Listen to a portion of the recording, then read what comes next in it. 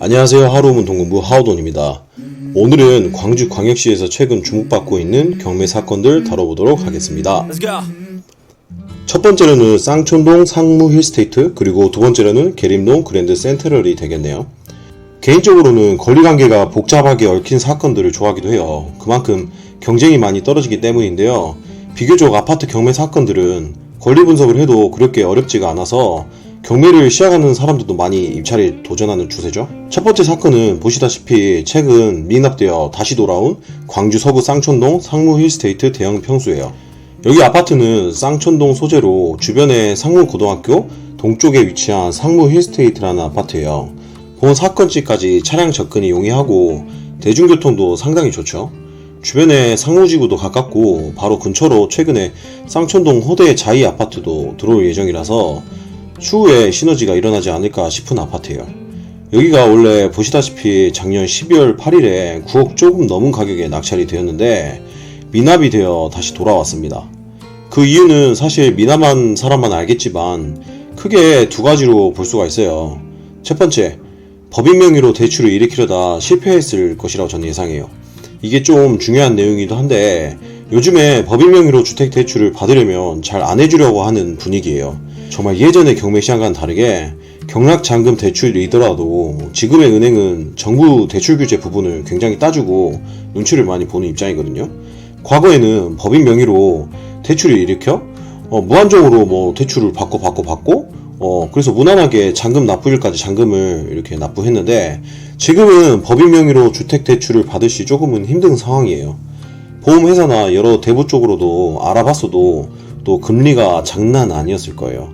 이렇게 경매로 낙찰을 받게 되면 경락잔금 대출을 제대로 받을 수가 없기 때문에 조금 힘들지 않았을까 싶어요. 그리고 법인으로라도 주택을 취득하게 되면 1주택이더라도 종부세가 나오는 부분도 있거든요. 아무래도 예상하기에 이런 대출이나 세금 부분을 좀 간과하고 만만히 입찰했다 미납하지 않았나 싶어요. 미납하게 되면 불허가 다르게 보조금을 날리게 되지만요. 그래서 최근에 정부에서 대출 규제를 풀어주겠다, 법인도 2주택도 대출을 풀어주겠다 하는데 당장 시행되고 있는 상황은 아니고 조금 더 지켜봐야 될 것 같습니다. 이것도 어떻게 보면 7,200만원을 날리게 되는 경우죠. 두 번째는 이게 정말 개인적인 생각인데 요즘같이 부동산이 하락하는 시기인 상황에서 해당 사건 경우는 소유자가 법인이었다가 결국 채무관계가 복잡해지자 경매를 통해 털고 다른 가족의 명의나 아니면 본인 지인의 명의로 우회하여 낙찰을 받으려는 의도도 있을 수가 있어요. 이 사건도 본인이 9억 정도의 싸게 낙찰을 받았는데 좀 더 싸게 낙찰 받을 수 있겠다는 욕심이 생겼을 수도 있어요. 최근 실거래가도 같은 평수가 9억에 거래가 되었는데 경매로도 9억에 낙찰 받다 보니 다음 회차 때 조금 더 낮게 낙찰 받을 수도 있겠다 싶어서 그럴 수가 있어요. 요즘에 호가가 정말 낮은 상황인데 채무도 털고 본인이 싸게 명의를 돌린다? 라고 개인적인 의심을 해볼 수도 있죠. 이것은 정말 좀 가능성이 낮은 개인적인 내피셜이기도 한데요. 그러면 이게 또 질문이 들어오죠. 아니 그럼 보증금 10%까지 날리면서까지 그렇게 한다고요? 에이, 설마요. 할 수도 있는데 요즘에 그런 경우가 좀 많이 나오고 있어요. 어차피 보증금 10%는 해당 사건의 채권 관계를 해결되는 데 쓰이기 때문이에요. 충분히 고려해 볼 상황이라 볼 수 있죠. 본인의 채권을 해결하는 데 돈이 쓰이고 다음 회차 때 더 낮은 가격에 들어가 보자라고 계약하고 미납했을 수도 있습니다. 두 번째 볼 아파트 경매 사건은 바로 계림동 그랜드 센트럴 7호 타입 23층이에요. 여기 해당 아파트도 작년부터 정말 불허가 나오고 두 번의 미납이 나오게 되었는데요. 결국 해당 사건도 6차 경매까지 진행되고 있습니다. 이렇게 노출이 많이 되다 보니까 저도 여기저기서 이거 한번 낙찰 받아보면 어떠냐라고 문의가 정말 많은데 먼저 답변 드릴 거는 권리 분석상 문제는 없습니다. 그리고 이게 두 번 미납되다 보니까 경매 보증금도 1억이 넘게 쌓였거든요. 해당 아파트가 계속 미납되고 유찰된 이유는 제가 보기에는 요즘 광주 아파트 국평 이하가 평수 가격 조정을 받고 있기 때문이라고 봅니다. 부동산 상승기 때는 끝도 없이 올라가는 것처럼 보였죠. 하지만 역시나 시장 상황 악화와 함께 해당 아파트 호가도 계속 떨어지고 있습니다. 여기 아파트도 무려 2336세대를 지은 아파트로 여기 6.25억까지 해당 평수가 실거래가를 찍었는데 올해는 무려 4.2억까지 떨어졌죠. 무려 2억이나 떨어진 가격의 실거래가가 찍히고 있는 상황이기 때문에 경매로도 어떻게 보면 미납되는 것도 당연하다고 볼 수도 있어요.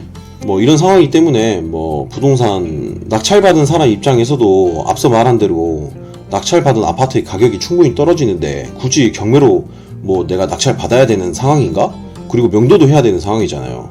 해당 사건도 소유자가 점유하고 있는 사건이라서 명도가 좀 까다로울 수도 있잖아요. 물론 이게 미납이다 보면은 5천만 원을 또 날리거든요. 그래도 실거래가 자체가 2억이 빠졌어요. 그 가격으로 다른 기회들을 볼 수 있으니 차라리 보증금을 포기한 것 같기도 해요.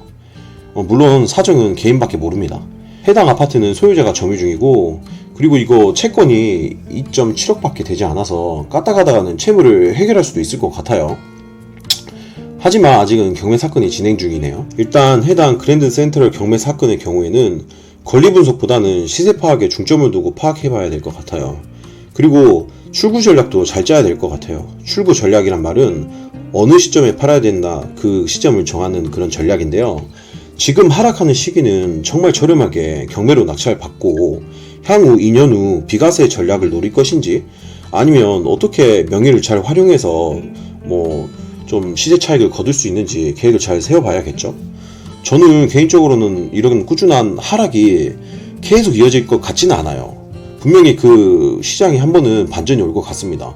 지금도 대출 규제를 푼다 하고 또 지금 세금도 완화하겠다고 계속 정부에서 발표하고 있죠. 이렇게 경매를 보다 보니까 2000세대 이상으로 대체할 아파트가 많은 타입의 아파트들이 폭락할 때도 많이 폭락하는 것 같기도 해요. 물론 대단이라서 실거주 입장에서 관리비도 더 저렴하고 주변 커뮤니티도 좋아지겠지만 그만큼 대체할 평형대가 많으면 팔 때도 불리한 점이 분명히 있습니다. 여러가지를 종합적으로 한번 생각해 봐야 될 것 같은 아파트입니다. 해당 호수는 미납 관리비도 없는 것으로 파악됐는데 입찰한 마음이라면 꼭 현장 가서 확인해 보셔야 됩니다. 오늘은 광주에서 최근 핫한 경매 아파트 사건 두 곳을 다뤄봤는데요.